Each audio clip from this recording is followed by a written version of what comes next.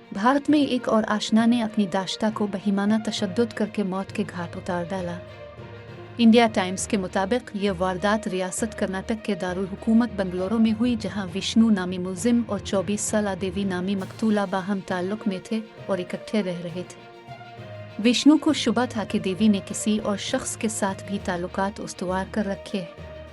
इसी बात पर गुज़िश्ता शाम दोनों में झगड़ा हुआ और विष्णु ने प्रेशर कुकर से देवी को मार मार कर कत्ल कर दिया। पुलिस के मुताबिक विष्णु और देवी का ताल्लुक रियासत के राला से था।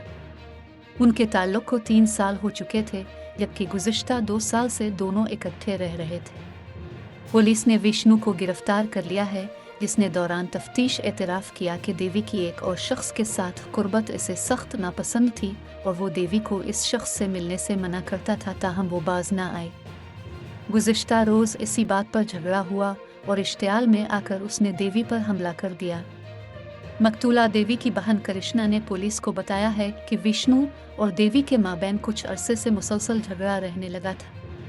वारदात के रोज़ दोनों करिश्ना के घर गए, जहां करिश्ना ने उन्हें काउंसलिंग का मशवरा दिया। इसी रोज़ करिश्ना के घर से वापस अपने अपार्टमेंट में आते ही दोनों में एक बार फिर झगड़ा हुआ, जिसमें विष्णु ने देवी को कत्ल कर दिया।